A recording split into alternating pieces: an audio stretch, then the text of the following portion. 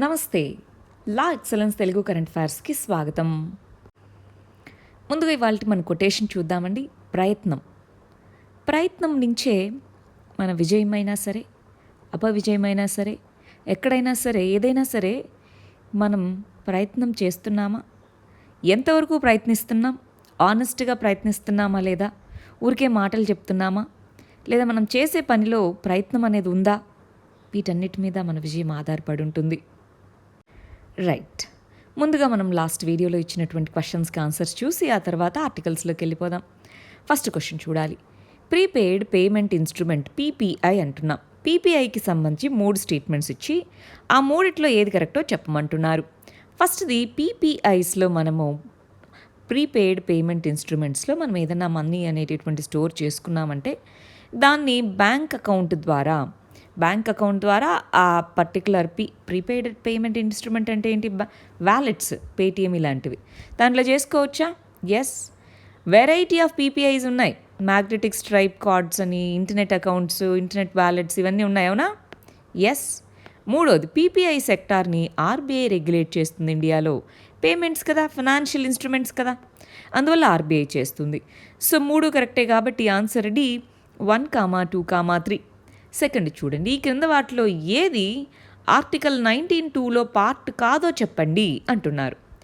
అంటే ఆర్టికల్ 19(1) అనేటటువంటిది మనకి ఫ్రీడమ్ ఆఫ్ స్పీచ్ అండ్ ఎక్స్ప్రెషన్ని తెలిపితే ఆర్టికల్ 19(2) అనేటటువంటి దాని కింద ఉన్న ఎక్సెప్షన్స్ చెప్తుంది. మరి ఆ ఎక్సెప్షన్స్ కిందకి ఏవేవి రావు అంటున్నారు. సావర్నిటీ ఇంటిగ్రిటీ ఆఫ్ ఇండియానా, సెక్యూరిటీ ఆఫ్ ద స్టేటా, ఫ్రెండ్లీ రిలేషన్షిప్ విత్ నైబరింగ్ కంట్రీసా, పబ్లిక్ ఆర్డరా, డీసెన్సీ మొరాలిటీనా, కంటెంప్ట్ ఆఫ్ కోర్ట్, వీటిలో ఏవి లేవు, అన్నీ ఉన్నాయి. సో ఆన్సర్ డి అవుతుంది, నన్ ఆఫ్ ది అబవ్. ఎందుకని, ఏది రాదో చెప్పమంటున్నారు కాబట్టి. ఇది చాలా ఇంపార్టెంట్ అండి. రీసెంట్గా సెడిషన్ అనేటటువంటి దీని కింద లేదు కదా అన్నట్టుగా ఆర్టికల్స్ వచ్చాయి. ఆర్టికల్ 19(2) అన్నది కదా మనకి ఎక్సెప్షన్స్ కల్పించాలి. సో సెడిషన్ అన్నది దీని కింద లేదు కదా, ఇలాంటి క్వశ్చన్స్ వచ్చాయి. అందుకని ఆన్సర్ డి. సరే, మరి మన ఫస్ట్ ఆర్టికల్ ఏంటో చూద్దాం. ఉత్తరప్రదేశ్ అనేటటువంటిది కన్వర్ యాత్ర, దీన్ని కంటిన్యూ చేయకూడదు, పాండమిక్ ఉంది కాబట్టి అన్నారు. సో ఇక్కడ కన్వర్ యాత్ర అంటే ఏంటి, యాన్యువల్గా జరిగేటటువంటి పిలిగ్రిమేజ్ అన్నమాట.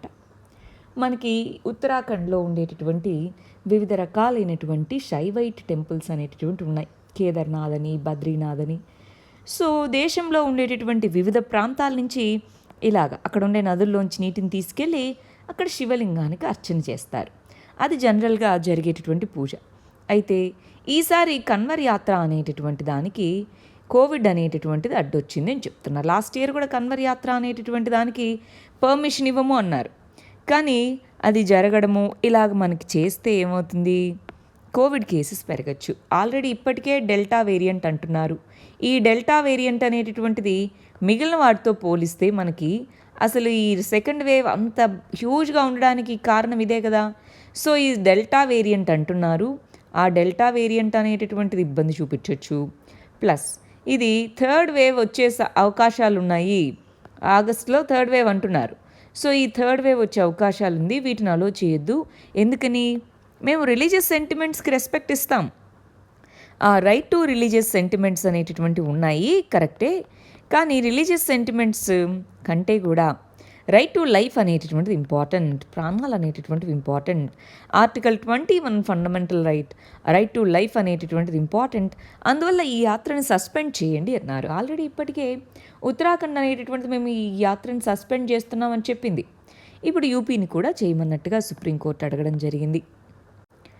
నెక్స్ట్ ఇష్యూ ఇంటర్నేషనల్ రిలేషన్స్కి సంబంధించి ఆఫ్ఘనిస్తాన్లో జరుగుతున్నటువంటి క్రైసిస్ గురించండి.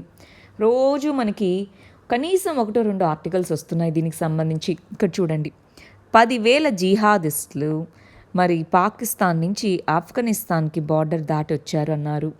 తాలిబాన్ బ్యాటిల్స్ చిన్నవి విన్ అయ్యి ఉండొచ్చేమో, కానీ యుద్ధం మాత్రం గెలిచేది మేమే, వార్ గెలిచేది మేమే అన్నట్టుగా ఆఫ్ఘనిస్తాన్ ప్రెసిడెంట్ చెప్తున్నారు. ఇక్కడ తాలిబాన్స్ మళ్ళీ రీసెంట్గా ఏమన్నారు, మేము టాక్స్కి సిద్ధమే అన్నారు.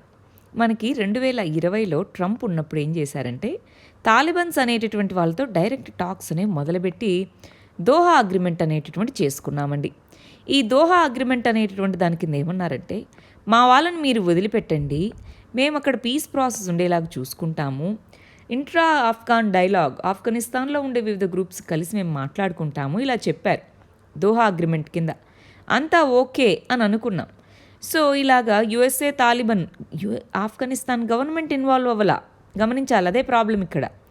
ఆఫ్ఘాన్ గవర్నమెంట్ కంటే తాలిబాన్కి ఎక్కువ ఇంపార్టెన్స్ ఇస్తున్నట్టుగా యుఎస్ఏ అనేటటువంటిది ఈ అగ్రిమెంట్ చేసుకుంది. సో ఇప్పుడు అగ్రిమెంట్ చేసుకున్నాక పీస్ ప్రాసెస్ అనేది నడపాలి కదా. కానీ తాలిబాన్స్ వివిధ ప్రాంతాలని వాళ్ళ యొక్క కంట్రోల్లోకి తెచ్చుకోవడం ఇలా చేస్తున్నారు. అది ఎంతవరకు ఇంటర్నేషనల్గా చేసుకున్న అగ్రిమెంట్స్కి సరి అవుతుంది అని ఇక్కడ అడుగుతూ, మాకు కెపాసిటీస్ ఉన్నాయి, వార్ అనేది ఇంకా అయిపోలేదు అన్నట్టుగా ఆఫ్ఘనిస్తాన్ యొక్క ప్రెసిడెంట్ చెప్తూ, పాకిస్తాన్ అన్న దొంగ నాటకాలు ఆడుతుంది, ఒకవైపు ఏమో మీకు సపోర్ట్ చేస్తాం ఈ స్టెబిలిటీ అంటుంది, ఇంకొక వైపు జిహాదిస్టులని వీళ్ళందరినీ ట్రైన్ చేసి మరి మా సైడ్కి పంపిస్తుంది అన్నట్టుగా పాకిస్తాన్ని డైరెక్ట్గా క్రిటిసైజ్ చేయడం జరిగిందనమాట. మరి ఈ కంటెక్స్లో ఏం చేయాలి చూడండి. గోల్ అనేటటువంటిది పొలిటికల్ సొల్యూషన్, మిలిటరీ కాదు. మళ్ళీ ఇప్పుడు ఆఫ్ఘనిస్తాన్ గవర్నమెంట్ తాలిబాన్స్ మధ్య యుద్ధం జరగడం కాదు కావాల్సింది, ఒక పొలిటికల్ సెటిల్మెంట్ అనేటటువంటిది రావాలి. అల్టిమేట్గా ఇన్ని సంవత్సరాల సఫర్ అయింది ఎవరు? సఫర్ అయింది common people. So common people యొక్క సఫరింగ్ని తగ్గించాలి, పొలిటికల్ సెటిల్మెంట్ అనేటటువంటి దానికి రావాలి. మరి ఈ పొలిటికల్ సెటిల్మెంట్కి గాను రీసెంట్గా సెంట్రల్ ఏషియన్ క్వాడ్ అనేటటువంటిది మరి యుఎస్ఏ యొక్క నేతృత్వంలో ఫామ్ అయింది. దాంతోపాటు regional countries, especially India, China, Pakistan, Iran, పైనుండే సెంట్రల్ ఏషియన్ కంట్రీస్, ఇలా రీజనల్ పవర్స్ అనేటటువంటివి రోల్ అనేటటువంటివి ప్లే చేయాలి. తాలిబాన్ మీద ప్రెషర్ తీసుకొని రావాలి. ఈవెన్ మన ఎక్స్టర్నల్ అఫైర్స్ మినిస్టర్ మాట్లాడుతూ, తాలిబాన్ 1996లో ఎలాగైతే ఫోర్స్ఫుల్గా పవర్ని గ్యాదర్ చేసుకున్నారో అలా ఇప్పుడు గ్యాదర్ చేసుకుంటే ఏముంటుంది, మళ్ళీ అది స్టెబిలిటీ ఉండదు. అలా హిస్టరీ రిపీట్ అవ్వకుండా తాలిబాన్స్ చూసుకోగలగాలి, పొలిటికల్ సెటిల్మెంట్ వైపుకు వెళ్ళాలి అన్నదే మన ఎక్స్టర్నల్ అఫైర్స్ మినిస్టర్ కూడా చెప్పినటువంటి స్టేట్మెంట్ అన్నమాట. ఇదిగోండి ఇందాకే అన్నామా, ఈ 4 కంట్రీస్ కలిసి క్వాడ్ గ్రూపింగ్ అని, యుఎస్ఏ, ఆఫ్ఘనిస్తాన్, పాకిస్తాన్, ఉజ్బెకిస్తాన్ కలిపి క్వాడ్ గ్రూపింగ్ అంటున్నారు. ఏంటి ఇంతకీ క్వాడ్ గ్రూపింగ్ ఎందుకు తీసుకొని వచ్చినట్టు? రీజనల్ కనెక్టివిటీ అంటున్నారు. రీజనల్ కనెక్టివిటీ అంటే ఏంటండి? ఇన్ఫ్రాస్ట్రక్చర్ కనెక్టివిటీ ఉండాలి. ఏ ప్రాంతమైనా డెవలప్ అవ్వాలి అంటే ఇన్ఫ్రాస్ట్రక్చర్ డెవలప్మెంట్ ఉండాలి. మరి ఎందుకు ఇది ప్రాజెక్ట్? ఇప్పుడు యుఎస్ఏ బయటికి వెళ్ళిపోతామంటుంది కదా, ఇప్పుడు ఎందుకు? చైనా అనేటటువంటిది ఇప్పుడు యుఎస్ఏ బయటికి వెళ్ళిపోయిన కంటెక్స్లో తన యొక్క belt and road initiative, 1 belt 1 road అంటారు, ఆ బెల్ట్ అండ్ రోడ్ ఇనిషియేటివ్ని భారీ స్కేల్లో ఆఫ్ఘనిస్తాన్ గుండా తీసుకెళ్లాలన్నది ప్లాన్. అలా కాకుండా దానికి ఆల్టర్నేటివ్గా ప్రొవైడ్ చేయాలన్నది. కానీ ఇక్కడ చూడాలి, Pakistan already belt and road ఇనిషియేటివ్లో పార్ట్గా ఉంది. CPEC, China Pakistan economic corridor దాని కిందే బిల్డ్ చేశారు. సో ఈ కంటెక్స్లో మరి ఈ గ్రూపింగ్ అనేటటువంటిది వయబుల్ అవుతుందా? ట్రేడ్ అండ్ ట్రాన్సిట్ లింక్స్ని దీని కింద చేయగలమా లేదా? ఇవి మనం చూడాల్సినటువంటివి. ప్లస్ ఆ ప్రాంతంలో ముందే కాన్ఫ్లిక్ట్ ఉన్నప్పుడు ఇది చేయగలమా అన్నది కూడా జాగ్రత్తగా గమనించాలి. నెక్స్ట్ ఇష్యూ గవర్నాన్స్కి సంబంధించింది. వ్యాక్సినేషన్ అనేది ఇంపార్టెంటే, కానీ 18 సంవత్సరాల పైబడిన వాళ్ళు అడల్ట్స్, వాళ్ళలో కదా మీరు వ్యాక్సిన్ టెస్ట్ చేశారు. సో వ్యాక్సిన్కి సంబంధించి క్లినికల్ ట్రయల్స్ అనేటటువంటివి లేకుండా 18 ఇయర్స్ పైబడిన వాళ్ళకి వ్యాక్సిన్స్ పనిచేసాయి కదా, ఇంకా వీళ్ళకి కూడా వేసేస్తాం అవే వ్యాక్సిన్స్ అని అంటే కుదరదు. అది డిజాస్టర్స్ అవ్వచ్చు. క్లినికల్ ట్రయల్స్ అనేటటువంటివి చేపట్టండి, త్వరగా చేయండి, కానీ క్లినికల్ ట్రయల్స్ అయితే చేపట్టండి అన్నట్టుగా మనకి ఇక్కడ ఢిల్లీ హైకోర్టు అనేటటువంటి చెప్పడం జరిగింది. అంటే కోవిడ్ అనేటటువంటిది ఎస్, దాన్ని అందరము ఎదుర్కోవాలి, వ్యాక్సినేషన్ అనేటటువంటిది ఇంపార్టెంట్, కానీ చిల్డ్రన్లో క్లినికల్ ట్రయల్స్ జరపకుండా 18 ఇయర్స్ లోబడిన వాళ్ళకి వ్యాక్సిన్ ఇస్తే మరి జస్ట్ ఎక్స్పర్ట్ పర్మిషన్ ఉంది కదా అని చెప్పి అలా చేయకూడదు, డిజాస్టర్స్ అవ్వచ్చు అన్నట్టుగా చెప్తున్నారు. ఎప్పుడూ కూడా అండి వ్యాక్సిన్స్కి 2 రకాల కాంపోనెంట్స్ అనేవి దృష్టిలో పెట్టుకోవాలి. ఒకటి, అది ఎంత సేఫ్గా ఉందో చూడాలి, దాన్ని వ్యాక్సిన్ సేఫ్టీ అంటారు. సో ఫస్ట్ సేఫ్టీ ఎంత ఉందో చూడాలి. 2 వచ్చేటప్పటికి ఇమ్యునోజెనిసిటీ అంటారు, అంటే ఎఫిషియన్సీ, ఇమ్యునో సిస్టమ్ని అది యాక్టివేట్ చేయగలిగేటటువంటి కెపాసిటీ ఉందా. సో ఇమ్యునోజెనిసిటీ అంటారు. ఆ సేఫ్టీ ఒకటి, ఇమ్యునోజెనిసిటీ ఒకటి, ఈ 2 కూడా చూడాలి. అవి 2 లేకుండా డైరెక్ట్ అప్రూవల్స్ వద్దు అన్నదే ఇక్కడ చెప్తున్నటువంటిది. నెక్స్ట్ ఇష్యూ గవర్నాన్స్కి సంబంధించింది. దీంట్లో ఏమంటున్నారంటే రీసెంట్గా కృష్ణా రివర్ వాటర్ షేరింగ్కి సంబంధించి ఏపీ మరియు టీఎస్ మధ్యలో కాన్ఫ్లిక్ట్ అవుతుంది, అవునా? ఈ ఏపీ టీఎస్ మధ్యలో అవుతున్న కాన్ఫ్లిక్ట్కి సంబంధించి ఏంటి, ఈ ప్రాజెక్ట్ వద్దు, ఇంత నీరు వదలాలి, ఇలాగ మనకి గొడవలు జరుగుతున్నాయి. సో ఇటువంటి సందర్భంలో మనకి ఏపీ రీఆర్గనైజేషన్ చట్టం అనేటటువంటిది ఉంది. ఈ ఏపీ రీఆర్గనైజేషన్ చట్టం 2014లో వచ్చిన దాని ప్రకారం మనకు ఆ చట్టంలో 2 బోర్డ్స్ని ఏర్పాటు చేశారు. ఏమేంటవి? Krishna river water management board, Krishna రివర్ని వాటర్ మేనేజ్ చేసే board, Godavari river water management board అని చెప్పి తీసుకొచ్చాం. సరే, మరి ఈ రెండిటి యొక్క పర్వ్యూ ఏంటి? కొత్త ప్రాజెక్ట్స్ తీసుకొని రావాలంటే వీటి యొక్క పరిధి ఏంటి? సో వీటి యొక్క పరిధి ఎంత అన్నది క్లియర్గా మినిస్ట్రీ ఆఫ్ జల్ శక్తి అనేటటువంటిది డిఫైన్ చేయడం జరిగింది రీసెంట్గా. ఏ ప్రాజెక్ట్స్ కట్టినా, ఏ ఆపరేషనల్ ప్రాజెక్ట్స్, వాటన్నిటికీ సంబంధించిన డీటెయిల్స్ కానీ, వాటికి సంబంధించిన ఇష్యూస్ కానీ అవన్నీ ఇవే డీల్ చేయాలి అన్నట్టుగా మినిస్ట్రీ ఆఫ్ జల్ శక్తి అనేటటువంటిది చెప్పడం జరిగింది. మనకి ఎవరన్నా ఏపీఈపీఎస్సీ ఎగ్జామ్స్ లేదా టీఎస్పీఎస్సీ ఎగ్జామ్స్ చదివే పిల్లలు ఉంటే వీటి గురించి ఇంకా డెప్త్గా చదివి పెట్టుకోండి. నెక్స్ట్ ఇష్యూ పాలిటిక్స్ సంబంధించింది. సెడిషన్ అంటున్నాము, రాజద్రోహం లేదా దేశద్రోహం అంటున్నాం. ఈ సెడిషన్ అనే ఇష్యూకి సంబంధించి మనం ఒక స్పెషల్ వీడియో కూడా చేసున్నామండి, మన ఛానల్లో ఉంది. లాస్ట్ వీడియోలో చదివాము, దానికి సంబంధించి మెయిన్స్ ఆన్సర్ రైటింగ్ కూడా మీరు మెయిన్స్ క్వశ్చన్ కూడా ఆన్సర్ రాశారు. సో ఓవరాల్గా ఏమంటున్నారంటే సెడిషన్ అనేటటువంటిది మన యొక్క ఐపీసీ 124 ప్రకారం సెక్షన్ 124A ప్రకారం ఉంది. రీసెంట్గా సీజీఐ దీని గురించి మాట్లాడుతూ ఇంకా ఇది తీసేయాల్సినటువంటి టైం వచ్చిందా అన్నట్టుగా చెప్తున్నారు. అయితే ఇక్కడ మనకి కొన్ని ఇంపార్టెంట్ పాయింట్స్ గుర్తుపెట్టుకోవాల్సినవి ఏంటి, 1962లో ఈ పర్టికులర్ సెక్షన్ అనేటటువంటిది ఉండాలి అన్నట్టుగా Kedarnath Singh versus union of India కేసులో సుప్రీంకోర్టే చెప్పింది. కేదార్నాథ్ సింగ్ కేసు 1962లో సెడిషన్ అనేటటువంటిది ఉండాలి, కాకపోతే జాగ్రత్తగా వాడండి అన్నారు. అదేవిధంగా గవర్నమెంటే 2016లో, సెంట్రల్ గవర్నమెంటే 2016లో దీని యొక్క అవుట్ రీచ్ అనేటటువంటిది ఎక్కువగా ఉంది. సో దీన్ని ఇదిగోండి, పార్లమెంట్లోనే గవర్నమెంట్ చెప్పింది డెఫినేషన్ అనేటటువంటి సెడిషన్కి వైడ్గా ఉంది, రీకన్సిడరేషన్లకు చేయాలి అని. కానీ చేయలేదు. ఇంకా కేసెస్ అనేటటువంటి పెరుగుతూ వస్తున్నాయి. సుమారుగా 300లకు పైగా కేసులు సంవత్సరానికి ఫైల్ అవుతున్నాయి. వాటిలో ఓన్లీ 3%కే పనిష్మెంట్స్ పడుతున్నాయి. అంటే మిగిలిన వాటికి ఎవిడెన్స్లు ఇవి ఉండట్లేదు అని. సరే, అది ఒకటి. రెండోది లా కమిషన్ ఆఫ్ ఇండియా అనేటటువంటిది 2018లో ఒక కన్సల్టేషన్ పేపర్ని తీసుకొచ్చింది. ఆ లా కమిషన్ ఆఫ్ ఇండియా కూడా ఏమంది, ఇదిగో డెమోక్రసీ అనేటటువంటి దాంట్లో అందరికీ ఒకే ఒపీనియన్ ఉండాల్సిన అక్కర్లేదు, వివిధ రకాల ఒపీనియన్స్ కలిగి ఉండొచ్చు. సో ఈ కంటెక్స్లో అందరూ ఒకేలాగా ఆలోచించాలి అనడం అనేది కరెక్ట్ కాదు. ఈ కంటెక్స్లో దీన్ని రివ్యూ చేయాలి, అంతేనా? నెక్స్ట్ ఇష్యూ వచ్చేటప్పటికి ఇండియా అనేటటువంటిది హెల్త్ కేర్ సిస్టమ్ని రెన్యూ చేయాలి అంటున్నారు. అంటే దాని మీనింగ్ ఏంటి? పాండమిక్ అనేటటువంటిది పబ్లిక్ హెల్త్ టైంలో పబ్లిక్ హెల్త్ని ఎలా ఇంపాక్ట్ చేసిందన్నది మనకు తెలుసు. ఇక్కడ 2 కేస్ స్టడీస్ తీసుకున్నారండి, ఇంపార్టెంట్. ఎప్పుడు కూడా ఎగ్జాంపుల్స్ అనేటటువంటివి ఇంపార్టెంట్. ఇక్కడ ఏమంటున్నారంటే కేరళ, మహారాష్ట్ర ఈ రెండింటినీ కనుక మనం తీసుకుంటే ఎగ్జాంపుల్స్గా, ఈ రెండిట్లో ఎకనామిక్ గ్రోత్ వైజ్గా చూసుకుంటే ఎవరు పెద్ద స్టేట్ అని చెప్పచ్చు? మహారాష్ట్రనేనా? కానీ కేరళలో కంపారిటివ్లీ డెత్ రేట్స్ అనేటటువంటివి, మోర్టాలిటీ రేట్స్ అనేటటువంటివి తక్కువగా ఉన్నాయి. ఇదిగోండి 0.48%. కానీ మహారాష్ట్రలో 2.04% ఉన్నాయి. జిఎస్డిపి వైజ్గా చూసుకుంటే కేరళనే తక్కువే. కానీ ఎందుకని ఇలా డెత్ రేట్స్ అనేటటువంటివి తక్కువ ఉన్నట్టు కేరళలో? పబ్లిక్ హెల్త్ కేర్ సిస్టమ్ స్ట్రాంగ్గా ఉంది. సో ఈ కంటెక్స్లో పబ్లిక్ హెల్త్ మీద ఫోకస్ చేయాలి. ఇండియా ఈవెన్ నీతి ఆయోగ్ కూడా మనకేమంది, ప్రైవేట్ సెక్టార్ని హెల్త్లో ఎంకరేజ్ చేయాలి. ఇన్సూరెన్స్ కూడా ఇప్పుడు ప్రైవేట్ హాస్పిటల్స్కి ఇప్పుడు ఆయుష్మాన్ భారత్ అనే దాని కింద ఇన్సూరెన్స్ ఇచ్చి ప్రైవేట్ హాస్పిటల్స్కి వెళ్ళండి అని చెప్పే బదులు పబ్లిక్ హాస్పిటల్స్లో దాని బదులు ఇన్ఫ్రాస్ట్రక్చర్ డెవలప్ చేసి చేయొచ్చు కదా. సో పబ్లిక్ హాస్పిటల్స్ అయితే బెటర్గా క్వాలిటీ సర్వీసెస్ ఇస్తాయి పబ్లిక్ హాస్పిటల్స్ కంటే అన్నటువంటి ఆ అపోహ లేదా ఆ నోషన్ అనేది తీసేయాలి. బెటర్గా మానిటరింగ్ ఉండేలాగా, బెటర్ ఇన్ఫ్రాస్ట్రక్చర్ ఉండేలాగా చేయగలగాలి. కోవిడ్ టైంలో అది ప్రూవ్ అయింది. ఏ సెక్టార్ బెటర్గా పనిచేసింది, పబ్లిక్ సెక్టారా ప్రైవేట్ సెక్టారా? Comparatively public sector.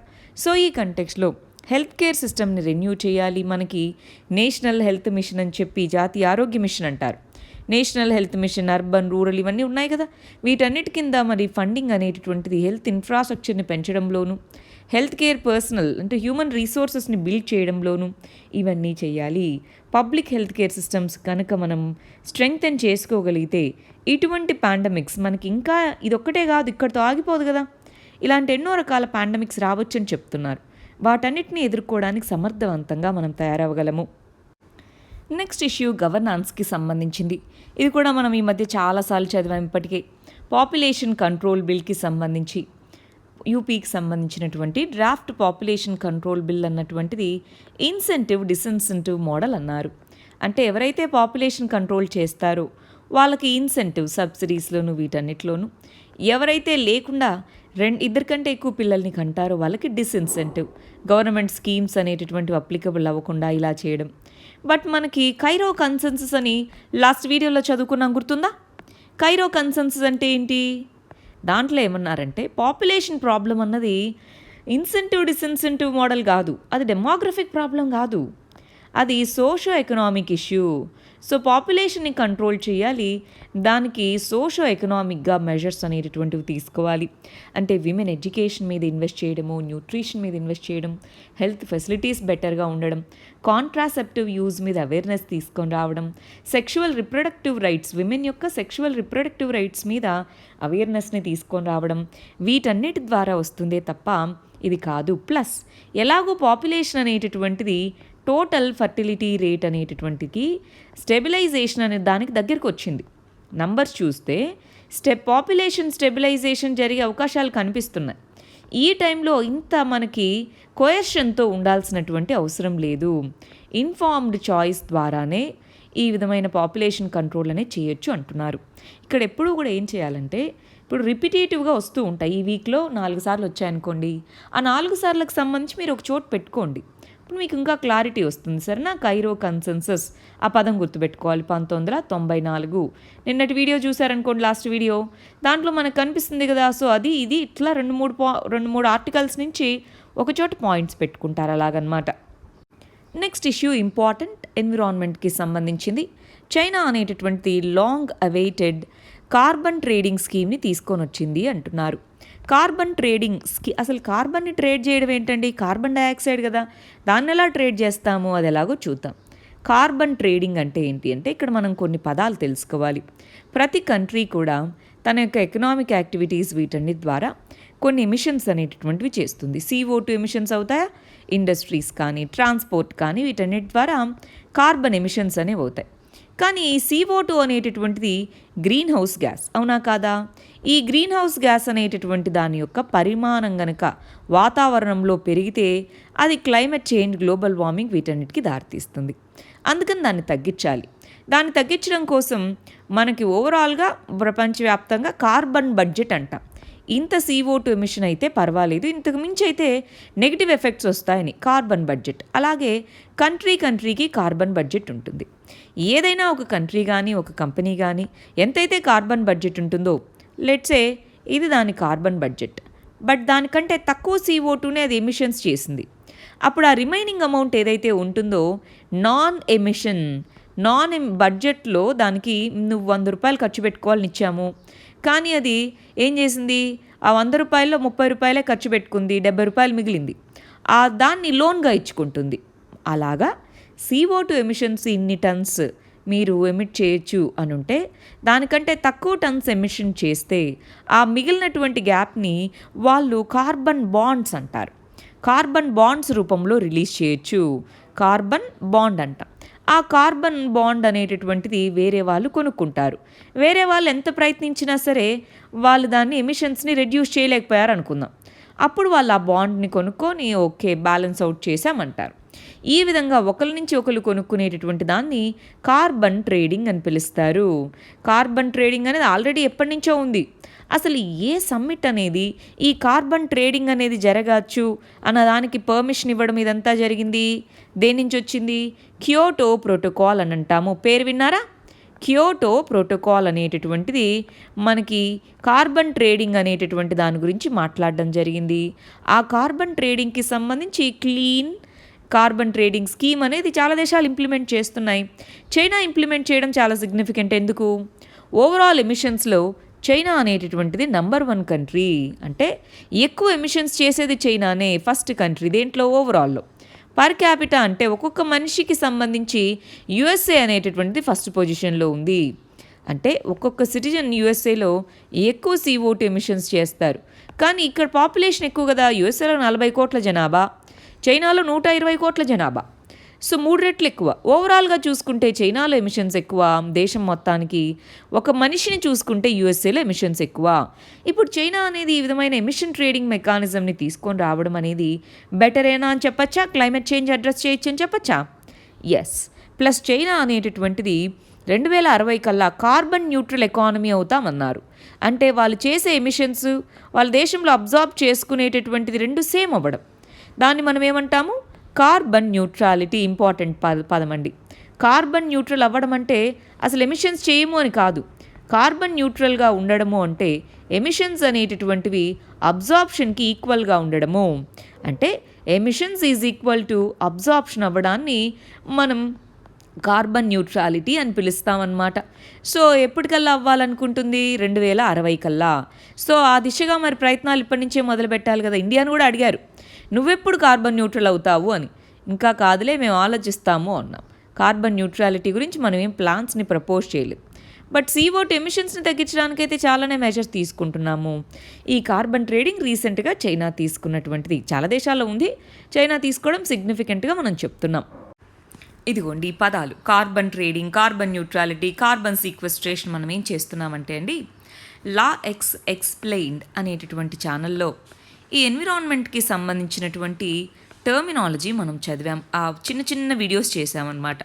వాటిలో నేను ఈ పదాలన్నిటి గురించి ఎక్స్ప్లెయిన్ చేశాను. మీరు లా ఎక్స్ప్లెయిన్డ్ అని టైప్ చేసి ఎన్విరాన్మెంట్ అని టైప్ చేశారనుకోండి, ఆ వీడియోస్ అన్నీ వస్తాయి.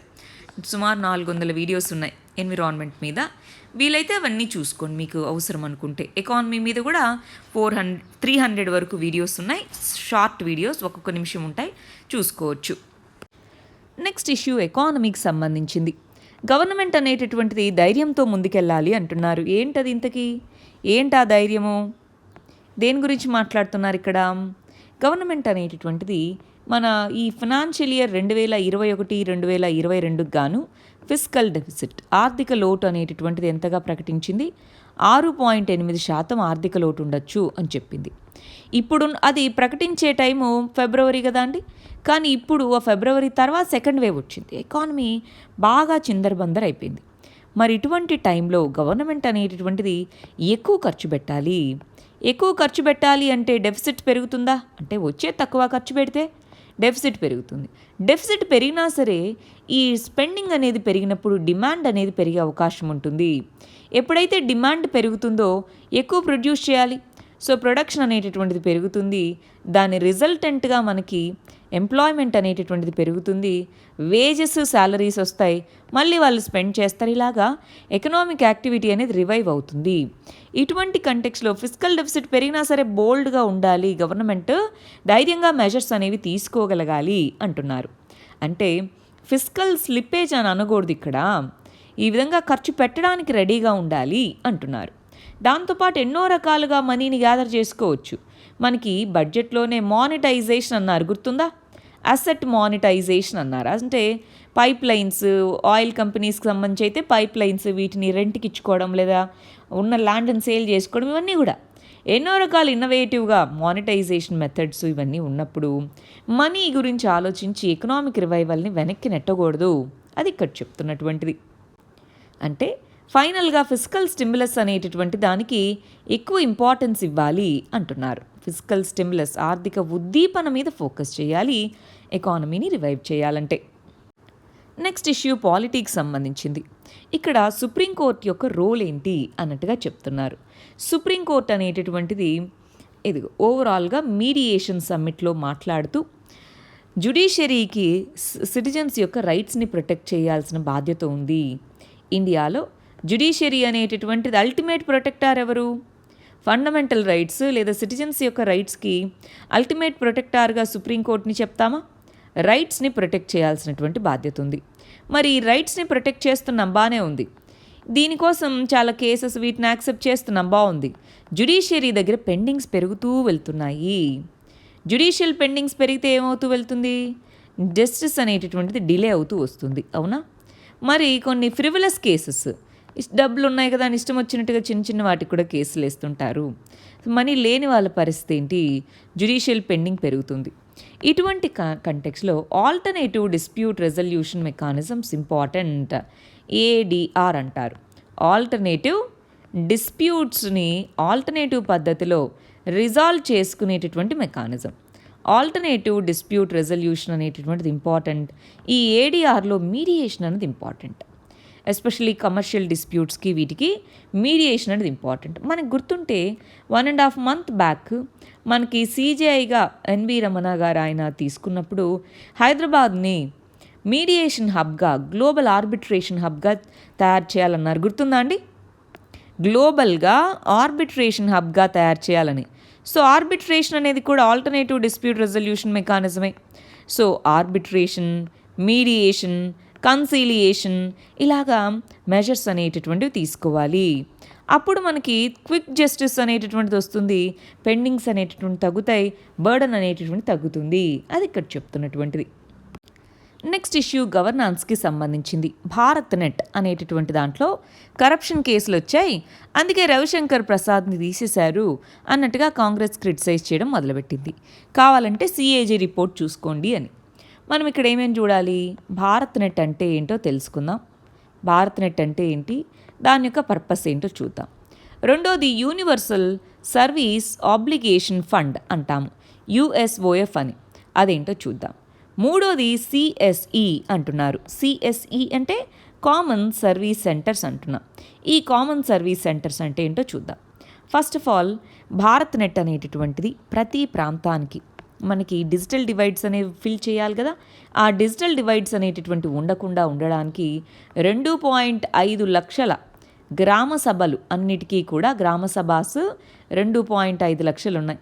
ఆ 2.5 లక్షల గ్రామ సభలకి ఫాస్ట్ హై స్పీడ్ ఇంటర్నెట్ కల్పించడం కోసం భారత్ నెట్ అనేది తీసుకొని వచ్చారు. యూనివర్సల్ సర్వీస్ ఆబ్లిగేషన్ ఫండ్ అనేటటువంటిది 55,000 కోట్లతో తీసుకొని రాబడినటువంటి ఫండ్ అనమాట.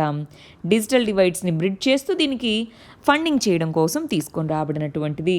2.5 లక్షల గ్రామ పంచాయత్స్ లేదా విలేజ్ బ్లాక్స్కి, ఈ 6 lakh విలేజెస్కి ఇంటర్నెట్ కల్పించడం కోసం ఈ ఫండ్ని తీసుకొచ్చాం. సిఎస్ఈ సర్వీస్ ఆబ్లిగేషన్ సిఎస్ఈ అంటే కామన్ సర్వీస్ సెంటర్స్ అంటారు. ఈ కామన్ సర్వీస్ సెంటర్స్ యొక్క ప్రైమరీ ఆబ్జెక్టివ్ ఏంటి? మనకి కనెక్టివిటీ అప్లికేషన్ ప్రొవైడ్ చేయడం.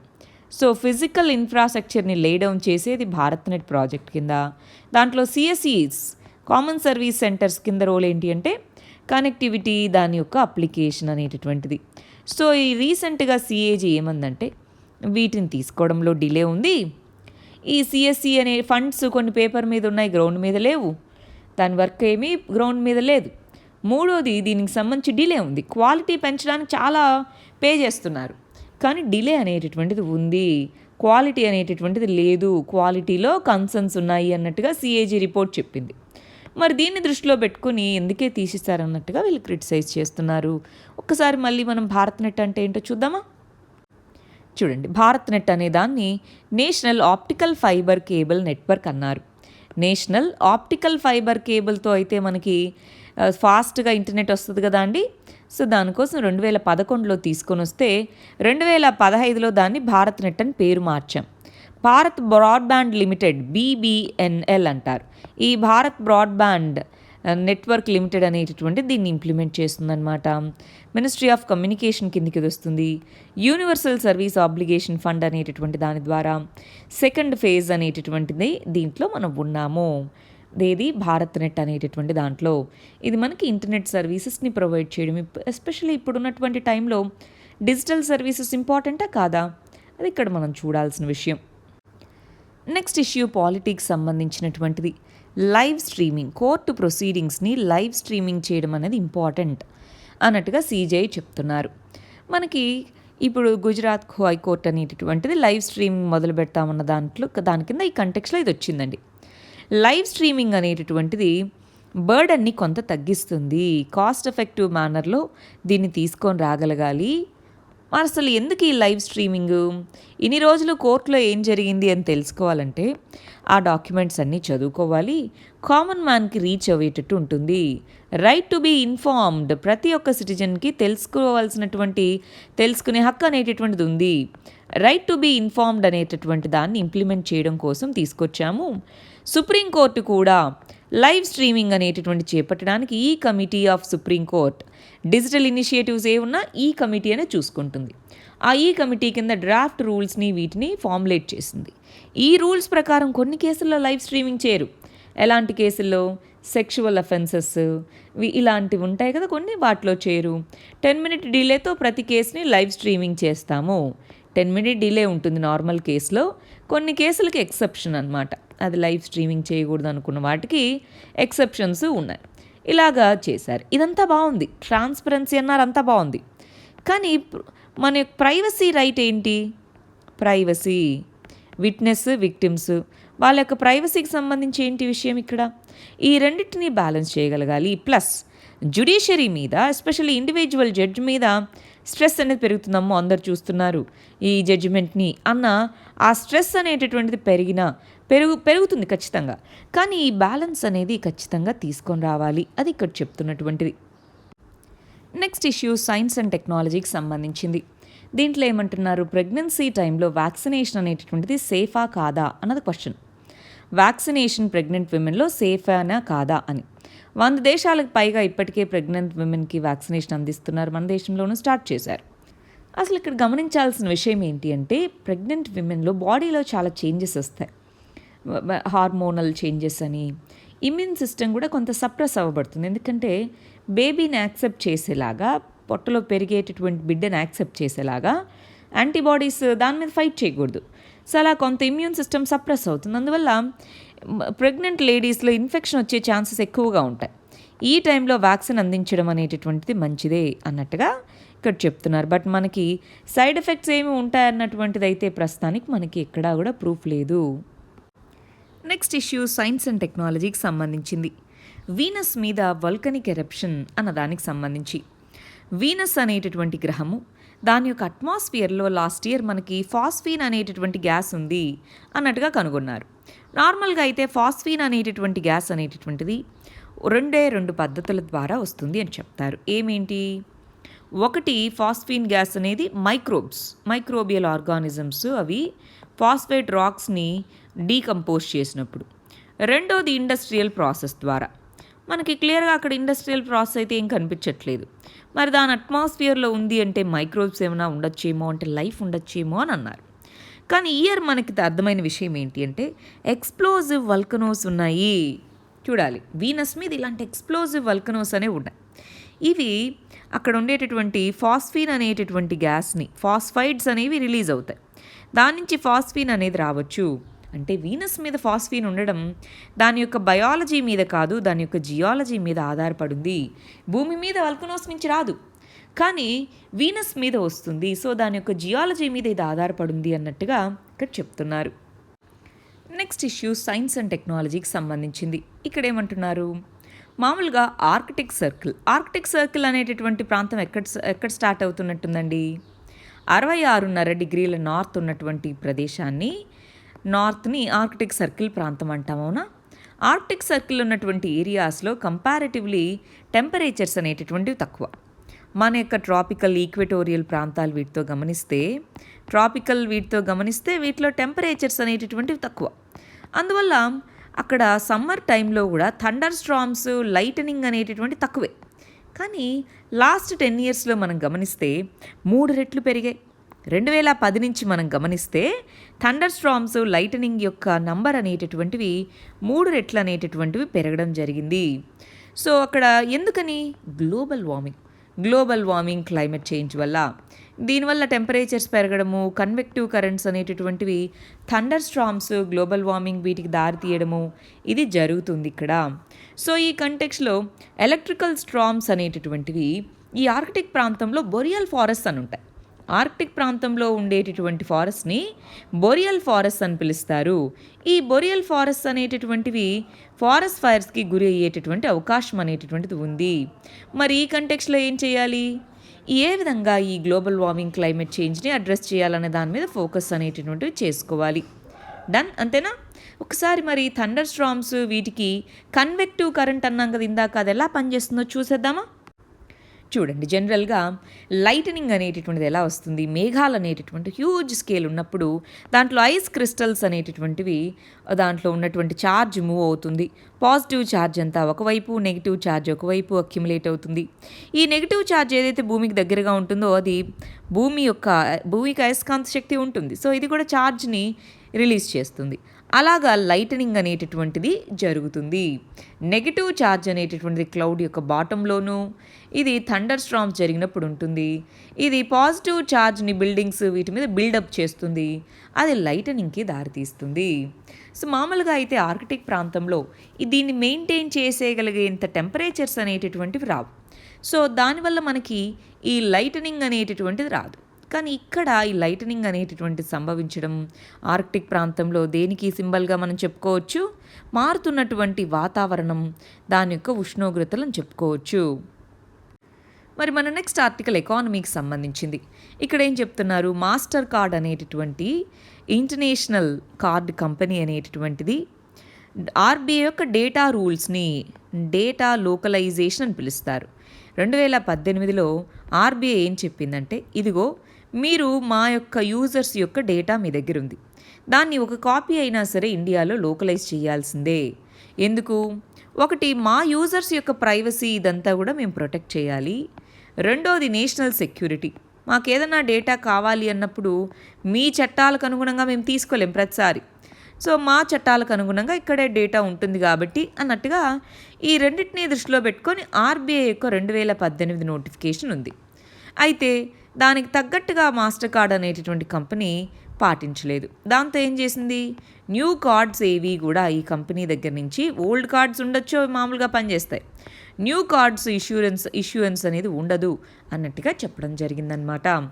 డేటా లోకలైజేషన్ అనేటటువంటిది ఇంపార్టెంట్. ఇప్పుడున్నటువంటి డిజిటల్ ఎకానమీలో డేటా అనేది ఇంపార్టెంట్ అండి. వాళ్ళు ఇష్టం వచ్చినట్టుగా వాళ్ళు చేస్తూ మేము దీనికి ఒప్పుకోము, ఇలా చేయము అంటే ఎలా కుదురుతుంది? అది ఇక్కడ చెప్తున్న ఇష్యూ. నెక్స్ట్ ఇష్యూ గవర్నాన్స్కి సంబంధించింది. కేరళ, మహారాష్ట్రలో కేసులు పెరుగుతున్నాయంటున్నారు. ఎందుకని కేరళ, మహారాష్ట్రలోనే పెరుగుతున్నాయి? అక్కడ మళ్ళీ లాక్డౌన్స్ రావచ్చా? ఎస్. ఎందుకని? మన యొక్క national level sero survey, blood sample survey అంటారు సీరో సర్వేని. ఈ నేషనల్ సీరో సర్వేలో మనకు తెలిసింది ఏంటి అంటే, దేశవ్యాప్తంగా 21% వరకు ఇన్ఫెక్షన్స్ అనేవి వస్తే కేరళలో మాత్రం అది 13%గా ఉంది. అంటే ఇన్ఫెక్షన్ రేట్స్ అనేటటువంటివి తక్కువగా ఉన్నాయి. మరి ఇన్ఫెక్షన్ రేట్స్ తక్కువగా ఉన్నప్పుడు ఎక్కువ మందికి వచ్చే అవకాశాలు ఉంటాయా, ఉండవా? ఉంటాయి. సో అందువల్ల ప్లస్ కేరళలో ఇప్పుడు మళ్ళీ లాక్డౌన్స్ అనేవి త్వరగా తీసేశారు. వీటన్నిటి వల్ల ఇన్ఫెక్షన్స్ మళ్ళీ పెరిగే అవకాశం ఉంది. ఏం చేయాలి మరి? సొల్యూషన్స్ ఏమేం చేద్దామంటారు? ఒకటి, అక్కడ ఎప్పుడూ కూడా జీనోమిక్ సర్వీలియన్స్, ఏ వేరియంట్స్ అనేటటువంటి ఉన్నాయి ఏంటి అన్నదానికి జీనోమిక్ సర్వీలెన్స్ అనేటటువంటి చేపట్టాలి. రెండోది, మనకు తెలుసు ట్రీటింగ్ చేసుకోవాలి, వ్యాక్సినేట్ చేసుకోవాలి. మరి మన లాస్ట్ ఇష్యూ గవర్నాన్స్కి సంబంధించింది.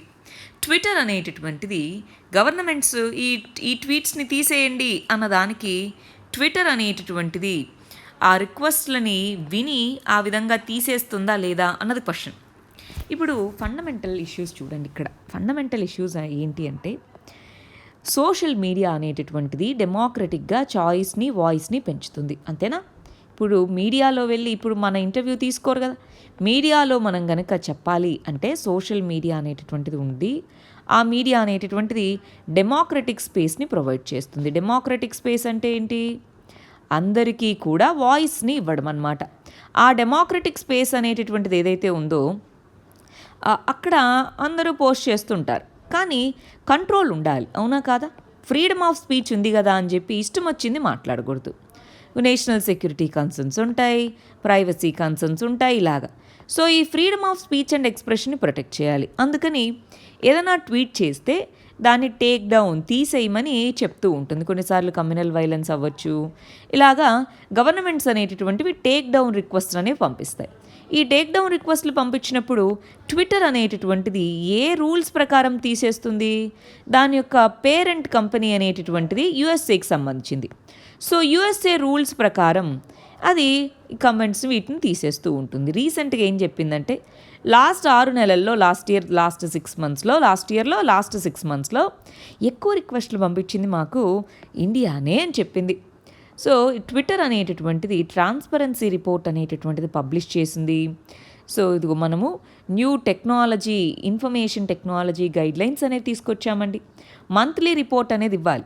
ఆ మంత్లీ రిపోర్ట్ని కంపైల్ చేసి బై యాన్యువల్ సంవత్సరానికి 2 సార్లు ఇంతకుముందు ఇచ్చేది, ఇప్పుడు మంత్లీ రిపోర్ట్ ఇస్తామంటుంది.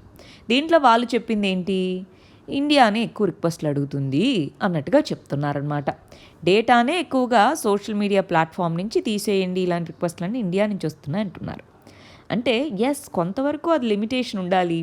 బట్ క్రిటిసిజం అనేటటువంటి దాన్ని అసలు యాక్సెప్ట్ చేయకుండా ప్రతిదీ కూడా తీసేయండి, అఫెన్సివ్. ఇప్పుడు స్ట్రాంగ్ క్రిటిసిజం అనేటటువంటిది అఫెన్స్గా తీసుకోకూడదు అన్నదే చాలా వరకు జ్యుడిషియల్ ప్రొనౌన్స్మెంట్స్లో వీటన్నిటిలో చెప్పింది. మరి ఇలాంటి టైంలో ట్విట్టర్కి కూడా రెస్పాన్సిబిలిటీ అనేటటువంటిది గవర్నమెంట్ అనేటటువంటిది త్రూ లా బై లా అనేటటువంటి రిక్వెస్ట్ చేసిన ఖచ్చితంగా ఇవ్వాలి. ఇలాగ చూసుకోవాలి, బ్యాలెన్స్ చేయగలగాలి. ఫ్రీడమ్ ఆఫ్ స్పీచ్ అండ్ ఎక్స్ప్రెషన్ని, సావరిన్ రైట్స్ని బ్యాలెన్స్ చేయగలగాలి. సరే, మనం మొన్న ఇచ్చిన క్వశ్చన్కి మన వాళ్ళు ఎలా ఆన్సర్ రాశారో చూద్దామా? సెడిషన్ చట్టాలని స్క్రాప్ చేసే టైం వచ్చిందా? మీరు ఎస్ అంటే ఎందుకో చెప్పాలి, నో అన్నా ఎందుకో చెప్పాలి. దాన్నే సబ్స్టాన్షియేట్ అంటే మీ వ్యూ పాయింట్కి సపోర్ట్ లేదా అపోజింగ్ ఆర్గ్యుమెంట్ చెప్పండి అని. సరే, సెడిషన్ అంటే ఏంటి అని రాశారు. సెడిషన్ లాస్ని మిస్యూజ్ చేస్తున్నారు అని రాశారు. అందువల్ల ఇదిగో ఈ పర్టికులర్ ఈ కంటెక్స్లో వాటిని తీసేయాలన్నట్టుగా చెప్తున్నారు. దీనికి సెకండ్ వ్యూ పాయింట్ అనేది కూడా ఉంటుందండి. అంటే సెడిషన్ ఉండాలి అనేది కూడా, సెడిషన్ చట్టాలు ఉంటే బాగుంటుంది అన్నటువంటిది లా కమిషన్ ఆఫ్ ఇండియా వీళ్ళు చెప్పిన వ్యూ పాయింట్. రివ్యూ చేయండి, కంప్లీట్గా తీసేద్దని చెప్పారు వాళ్ళు. ఆ వ్యూ పాయింట్ కూడా మీరు ఒక్క చోటన్నా రాయగలగాలి. చూడండి, సీజే ఇలా అన్నారు, ఎందుకు దాన్ని రిపీల్ చేయాలో రాశారు. అందుకని వే ఫార్వర్డ్ ఏంటో రాసి ఇదిగో సుప్రీంకోర్టు ఇది ఏం చెప్పింది అని రాశారు. ఓకే, అంటే మనం లెట్సే మీకు ఒక స్టాండ్ ఉంది అంటే దానికి అగెనిస్ట్ స్టాండ్ కూడా ఒకసారి చెప్పండి. కాకపోతే ఇది మ్యాక్సిమం అన్నట్టుగా చెప్పేలాగనమాట. Done, right. ఇక్కడ చూడండి, రీసెంట్గా ఇలా అన్నారు సీజే, ఆర్గ్యుమెంట్స్ ఎగెయినెస్ట్ ఎందుకు సెడిషన్ లా అనేటటువంటిది ఉండకూడదు అని రాశారు. కానీ సెడిషన్ లా ఎందుకు ఉండాలో కూడా రాశారు. రాసి వే ఫార్వర్డ్ రాశారు. సబ్స్టాన్షియేట్ అన్నప్పుడు కంక్లూజన్లో మాత్రం మీరు ఏదో ఒక ఇది చూడాలి, షుడ్ ఎగ్జిస్ట్ అన్నది మీరు తీసుకున్న కంక్లూజన్ గుడ్. సెడిషన్ లా ఉండాలా వద్దా దాని ఇంపార్టెన్స్ రాసి, ఆర్గ్యుమెంట్స్ ఎగెయిన్స్ట్ రాసి, ఫైనల్ కంక్లూజన్లో మీ వ్యూ పాయింట్ చెప్పారు. గుడ్ అండి. సెడిషన్ లాకి సంబంధించి సెడిషన్ అంటే ఏంటి, దానికి సంబంధించింది ఏంటి, ఆబ్జెక్టివ్స్ ఏంటి, ఛాలెంజెస్ ఏంటి, వే ఫార్వర్డ్ ఏంటి అని రాశారు. సో సెడిషన్ లా అనేటటువంటి దాన్ని ఉండాలా వద్దా అన్న కంక్లూజన్కి మీరు క్లియర్గా ఇప్పుడు ఇలా ఉందా సెడిషన్ లా, ఇలా రాయడం మీరు చాలా సింపుల్గా నీట్గా రాశారండి, బాగుంది. కంక్లూజన్లో ఇంకో క్లియర్గా అసలు వద్దా, అది ఉండద్దా, ఉండాలా అన్నది మీరు ఇంకొంత కంక్లూజన్లో క్లారిటీ ఇవ్వండి. రీసెంట్గా సెడిషన్ లా గురించి ఇలా చెప్పారు. సెడిషన్ లాని ఎందుకు స్క్రాప్ చేయాలి, రీసెంట్గా మరి ఏంటి అని రాశారు. ఇందాకన్నట్టు అపోజింగ్ వ్యూ పాయింట్ కూడా ఒక్కటైనా రాయండి. సెడిషన్ లా ఇలా ఉంది, దాన్ని తొలగించడానికి అనుకూలమైన వాదనలేంటి, కానీ ఆవశ్యకత కూడా ఉంది అని కంక్లూజన్ రాశారు. గుడ్ అండి. సెడిషన్ లా దాని హిస్టారికల్ కంటెక్స్ట్ రాసి దాని నుంచి వస్తున్న సమస్యలు ఏంటి, వే ఫార్వర్డ్ ఏంటి, సో ఫైనల్గా ఏమేమి కంక్లూజన్ చేయాలి అని. ఎస్, దాన్ని పూర్తిగా తీసేయాలి అంటున్నారు, కానీ దాని ఉపయోగం కూడా ఏదో ఒకటి ఉంటుంది కదా ఇప్పుడు. ఆ పాయింట్ ఒకటైనా ఇక్కడ రాయండి. సెడిషన్ లా అంటే ఏంటి, సెడిషన్ లాని ఎందుకు దాన్ని తీసేయాలి, దాని నీడ్ ఏంటి, తీసేయడానికి నీడ్ ఏంటి, సో దానికి వే ఫార్వర్డ్ ఏంటి. ఇందాకన్నట్టు కొద్దిగా నీట్గా స్ట్రక్చర్ చేసుకోండి ఆన్సర్ని, నీట్గా కొంచెం స్ట్రక్చర్ చేసుకోండి. సెకండ్ ఆల్టర్నేటివ్ వ్యూ పాయింట్ కూడా చెప్పగలగాలి. సరే, ఇది ఇవాల్టి మన మెయిన్స్ క్వశ్చన్, ఇవి మన ప్రిలిమ్స్ క్వశ్చన్స్. వీటికి ఆన్సర్స్ కమెంట్ సెక్షన్లో ఇవ్వండి. రేపు మనం వీటికి కరెక్ట్ ఆన్సర్స్ ఏంటో చూద్దాం. All the very best. Thank you very much.